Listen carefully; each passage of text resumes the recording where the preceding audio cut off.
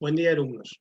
Hoy vamos a ver preparación física en básquetbol, fundamentalmente en etapas formativas, pero formativa nos referimos de 13 a 18 años. La idea es tener un pantallazo general de cómo poner bien físicamente a un equipo.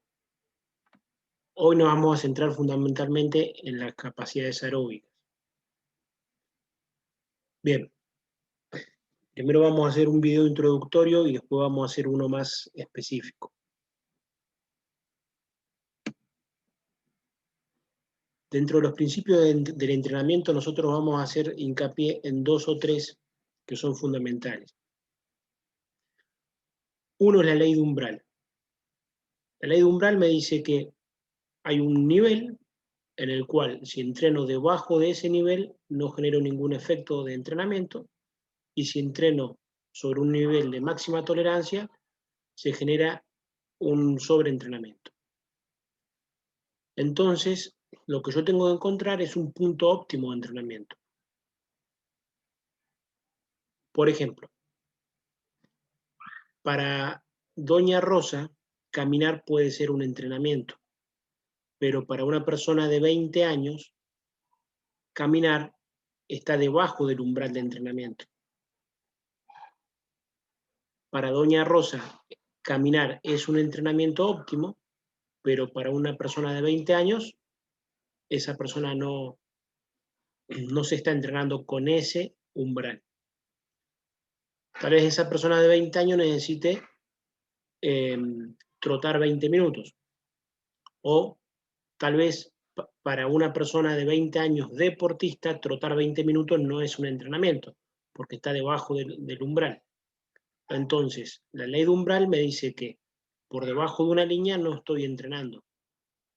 Tengo que estar por arriba de ese umbral. Eso es lo que tengo que determinar. Eso después lo vamos a calcular. Bien, y el sobreentrenamiento es cuando el entrenamiento genera efectos perjudiciales para la salud o para el rendimiento. Cuando me paso de un límite de intensidad o de volumen y no puedo seguir manteniendo el rendimiento. Es más, hasta puedo perjudicar la performance de un partido o la salud. El otro principio es el principio de supercompensación, donde yo tengo a mi deportista en un nivel, lo entreno, vamos a suponer que estamos hablando de glucógeno, lo entreno, el nivel de glucógeno cae, y en el tiempo de pausa se recupera, y en el próximo entrenamiento lo tengo con un nivel de glucógeno más elevado que el entrenamiento anterior. Lo vuelvo a entrenar, ese nivel de glucógeno vuelve a caer, y así sucesivamente hasta que voy consiguiendo un mayor nivel de adaptación. Yo lo dije con el ejemplo del glucógeno, pero podría haber sido con cualquier otra cosa. Podría haber sido con el VO2 máximo, podría haber sido con cualquier otra variable. Entonces, ¿qué tiene que hacer un buen entrenador? Conseguir un estímulo, saber cuánto tiempo te recuperas después de ese estímulo para estar a un nivel mejor la próxima vez. El principio de continuidad es que hay que entrenar todos los días, o la mayor cantidad de veces posible. Entrenar hoy y descansar 3 días provocará empezar de cero la siguiente sesión, con lo que no progresaríamos con los resultados. Es lo que nos pasa a muchos, que a veces tenemos un jugador que entrena una vez a la semana o 2 veces a la semana, y generalmente se mantiene en un nivel, pero no logra tener la continuidad suficiente como para progresar. Bueno, estos principios seguramente se los han visto en otras materias, principio de progresión, quiere decir que la carga tiene que ir aumentando en intensidad y en volumen, que sea específico de un deporte, no cualquier estímulo, sino estímulos específicos, y principio de individualización, quiere decir que tiene que ser adaptado a una persona. Bien, el entrenamiento lo vamos a ver como que hay una parte metabólica, que es la parte bioenergética y y hormonal, pero nosotros nos vamos a concentrar en la bioenergética, que es la parte de las enzimas aeróbicas, las enzimas anaeróbicas, y existe una parte neuromuscular que tiene que ver con, como lo dice la palabra, con las neuronas y los músculos, que tenemos la velocidad, la potencia, la fuerza, la flexibilidad, y un componente más, que es la coordinación, pero desde la preparación física eso se lo vamos a dejar al entrenador. Como no estoy como en el rol de preparador físico, me encargo de esto. Y después tenemos lo técnico, lo táctico y lo psicológico. En la pretemporada nos encargamos de lo metabólico y lo neuromuscular. Acuérdense que a lo neuromuscular le falta la coordinación.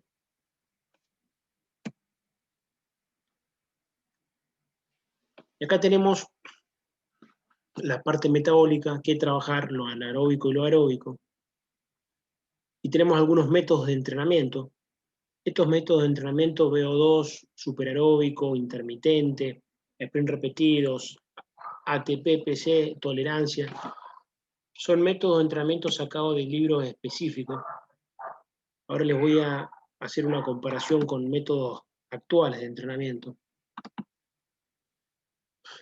La terminología que yo estoy usando es una terminología de la década del 90, son las áreas funcionales de masa, que hablaba de regenerativo. Ustedes van a ver que muchos periodistas deportivos siguen hablando de regenerativo. ¿Qué están haciendo los futbolistas? Hoy hicieron regenerativo, dicen.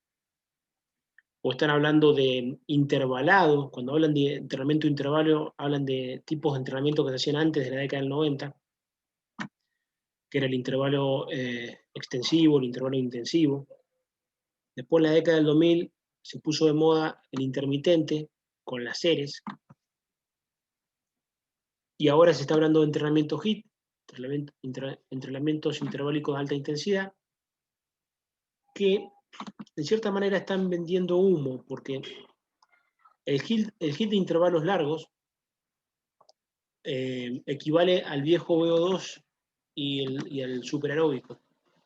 Y eso al mismo tiempo equivale al interválico extensivo o al interválico intensivo, que eso viene ya desde la década del 60 que tenían esas denominaciones. Entonces, tenemos que nosotros, los profesionales de esto, saber distinguir que a veces lo que me están vendiendo es un librito nuevo, pero es humo.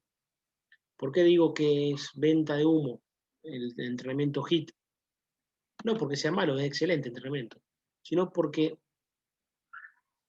si nosotros buscamos un libro de HIIT y buscamos un ejemplo dentro de esos libros, por ejemplo, 6 pasadas de 1 minuto al 90% del VO2 con una micropausa de 1 minuto, vamos a ver que si nos vamos a los entrenamientos de la década del 90, eso te entraba en el área funcional de VO2.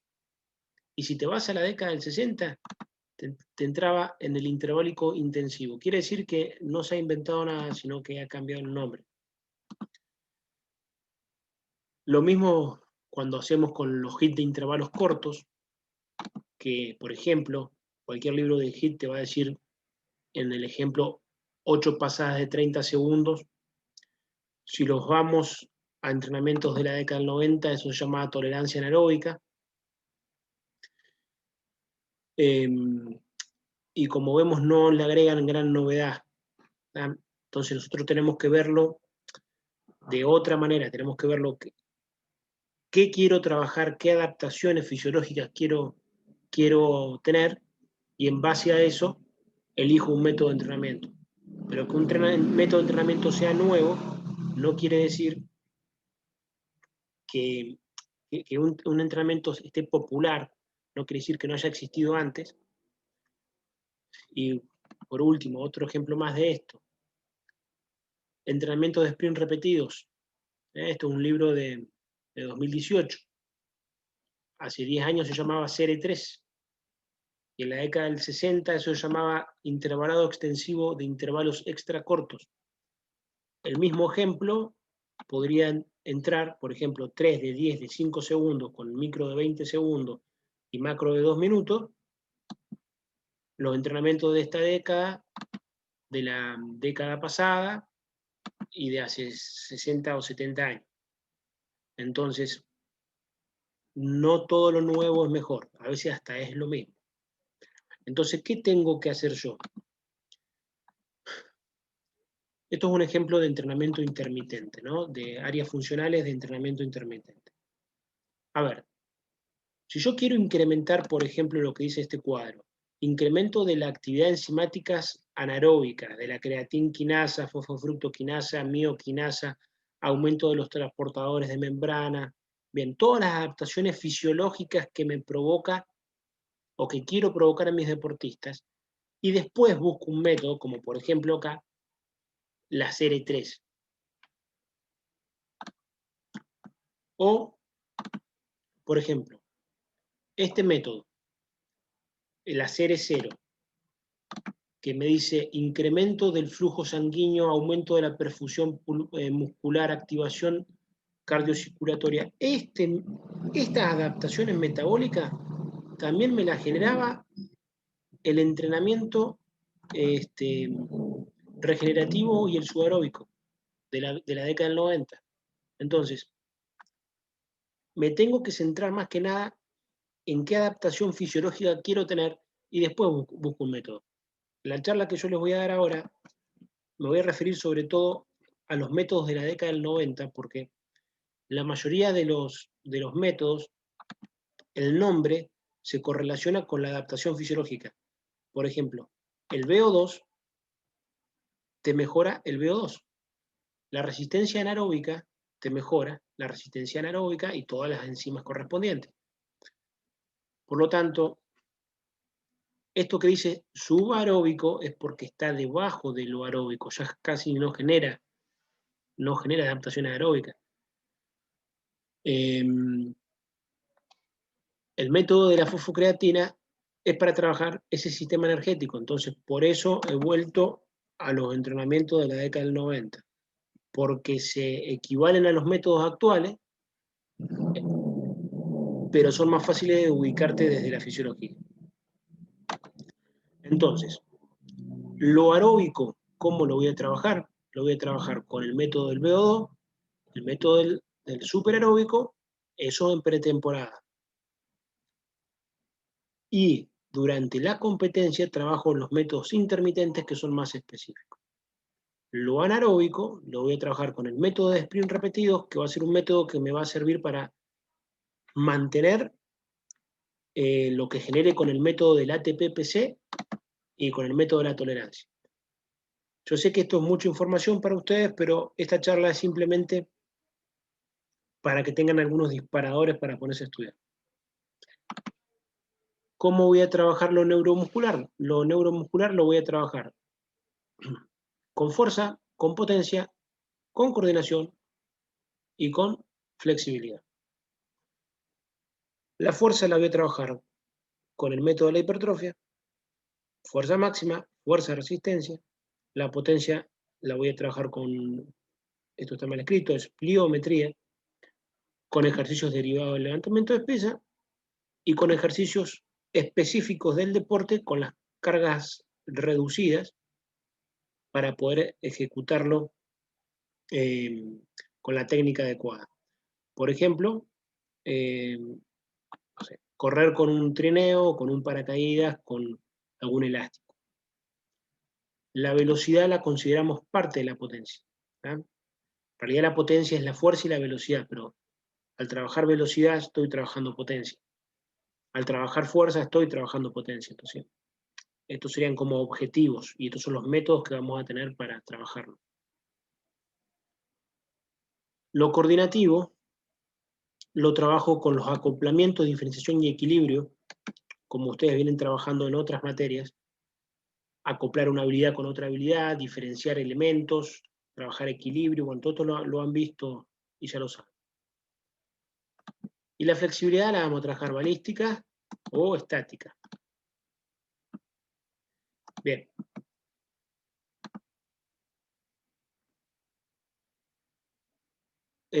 ¿Cómo trabajar en mini y en premini? Lo aeróbico, método continuo e intermitente utilizando circuitos técnicos de dribbling, pases y lanzamientos. ¿Qué quiere decir esto? Que en las formativas lo aeróbico lo trabajo con los mismos drills, o sea, en formativa no, perdón, en Premini y en Mini, trabajo con los mismos drills de pases y lanzamiento, lo aeróbico. ¿Qué hago? No le pongo pausa o le pongo poca pausa, o por ejemplo puedo trotar alrededor de la cancha haciendo bandejas o hacer los circuitos técnicos sin descanso para que sea continuo. Y para que sea intermitente y aumentar la intensidad, puedo hacerlo a través de los juegos de relevo. Un juego de relevo es un entrenamiento intermitente. Lo anaeróbico también lo puedo hacer con juegos de relevo, pero acá tengo que exigir la máxima velocidad y tengo que ponerle más pausa. Y lo neuromuscular, ¿cómo lo voy a trabajar en Premini y en Mini? Voy a intercalar circuitos técnicos, como multisalto y escalera de coordinación, en los juegos de relevo, agregar cambios de dirección y cambios de ritmo, realizar ejercicios de fuerza con el propio peso corporal. Entonces, tengo que ver cómo trabajo lo neuromuscular en los mismos circuitos técnicos de enseñanza del deporte. Le agrego multisalto, le agrego escalera de coordinación ya desde Premini. Premini estamos hablando de una edad de 9 y 10 años. En U13 y U15, ¿cómo trabajo? Continúo con la etapa anterior y empiezo a realizar los mismos sistemas tácticos ofensivos y defensivos, teniendo en cuenta los métodos de entrenamiento. Por ejemplo, defender individual 20 por 20, realizar 4 canchas de un determinado sistema ofensivo en un protocolo 1-1. Estoy hablando de metodología intermitente. Lo neuromuscular, igual que la etapa anterior, pero agregamos sobrecargas a los circuitos técnicos de dribbling, pase y lanzamiento. Por ejemplo, segundo tiempo de potencia más salida en trenza. Tengo 3 barras con peso al fondo de la cancha, hago un ejercicio de potencia, puede ser con la barra sola, porque son chicos de 13 años, estoy enseñando la técnica, les hago hacer un ejercicio de potencia, termina el ejercicio de potencia y salida en trenza. Y otro terceto entra a hacer los ejercicios de potencia. También tengo que agregar gestos pliométricos a los circuitos. Por ejemplo, saltos al banco, más entradas en bandeja, bueno, un montón de variables que se les puede ocurrir a ustedes. ¿Cómo hago esto en un 15, un 17 y 19? Hago lo mismo que la etapa anterior y separo el entrenamiento neuromuscular en un turno diferente. ¿Qué quiere decir esto? Que los mando al gimnasio. Ya no puedo hacer todo en un mismo turno. Lo técnico, lo táctico, lo neuromuscular. Entonces, lo que es fuerza e hipertrofia, lo mando a un turno diferente. Ya digo, bueno, si vos querés dedicarte a esto, te vas al gimnasio. En la pretemporada tengo que dedicar una etapa al entrenamiento metabólico separado de lo técnico y lo táctico. Pero en la etapa competitiva, la parte metabólica, o sea, el entrenamiento aeróbico y anaeróbico, lo tengo que realizar con los mismos ejercicios físico, técnico, tácticos. Todo lo tengo que englobar en los mismos ejercicios. Tengo que pensar bien en los ejercicios. Bien. Pero fíjense que en la pretemporada no. En la pretemporada no lo uso de determinada manera. Bien, acá tenemos un ejemplo de cada área funcional: regenerativo, subaeróbico, superaeróbico y VO2 máximo. Esta área equivale al HIIT de intervalos largos. El porcentaje de trabajo del VO2, el porcentaje del umbral, a cuánto del umbral del lactato estamos, la cantidad de milimol de lactato que produce el método, el tiempo de trabajo total recomendado, el volumen de la sesión, la cantidad de kilómetros máximos por sesión. Por ejemplo, el VO2 es de 3 a 4 kilómetros. La fuente energética, en este caso los glúcidos. Sesiones dentro del microciclo. El VO2 se recomienda trabajar una vez por semana. La micropausa de 1 a 3 minutos.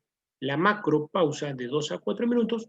El tiempo de recuperación de 48 a 72 horas, esto es lo que hay que respetar. No lo puedo hacer antes de un partido esto, porque tiene 48 horas para llegar a la supercompensación. Acuérdense, volvamos al gráfico de subcompensación. Si me está diciendo que esta curva va a estar incrementada en 48 horas, no puedo, si juego un día sábado, hacerlo un día viernes. Entonces, tengo que respetar la supercompensación. Y la distancia máxima de la pasada. Este método tiene una distancia máxima de pasada de 100 a 400 metros. Esto es un método para pretemporada. ¿Ah? Los métodos para la parte competitiva son los intermitentes. Los métodos por áreas funcionales o intervalados son para la pretemporada. Esto es para pretemporada, intermitente es para la parte competitiva. Bien, vamos a ver un ejemplo rápidamente de cómo planificar por áreas funcionales. Ustedes van a ver unas tablas que van a aparecer chino básico, pero se las voy a ir explicando rápidamente. Vamos a suponer que yo tomo el test de los 1000 metros, que es un test para determinar la VAM. Si en ese test de los 1000 metros, un jugador X lo hace en 3 minutos 40 segundos, lo que equivale a 220 segundos. Bien, lo que hago es, la distancia total la divido por el tiempo total en segundos y me da 4.5 metros por segundo. Supongamos que yo quiero trabajar el área funcional de VO2, que es al 100%, y me dice que el tiempo mínimo va a ser 8 minutos, esto lo establecí yo en base a las tablas, y el tiempo máximo es 20 minutos. Esto lo sacamos de estas tablas de trabajo. Perdón, acá dice de 15 a 30, pero esto es para deportistas avanzados, entonces yo le disminuí el tiempo. Le disminuí el tiempo para generar cómo vamos a empezar la pretemporada, cómo vamos a terminar la pretemporada. Si yo multiplico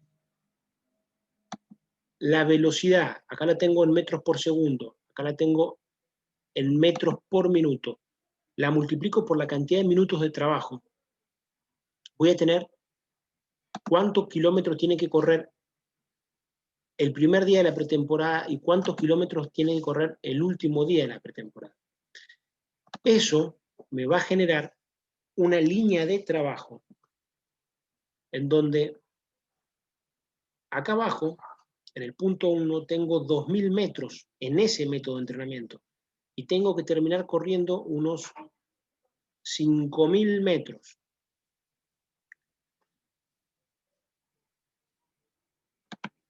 Entonces, repasando, tomo un test, tengo el tiempo, con la distancia del test y el tiempo calculo la velocidad en metros por segundo y en metros por minuto.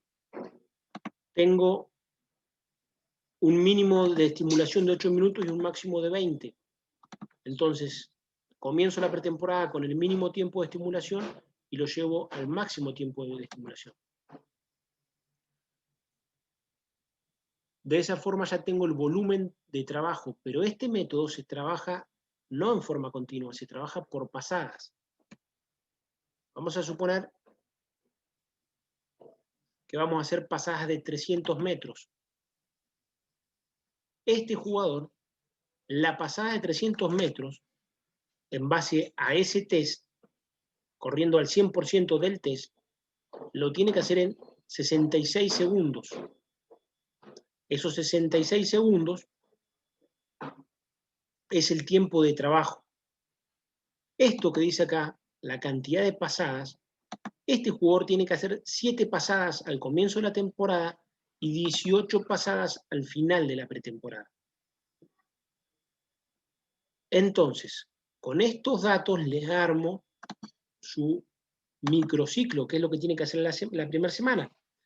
La primera semana tiene que hacer 7 pasadas. Entonces le voy a pedir que haga 1 por 4, 4 pasadas de 300 metros, más 1 por 3.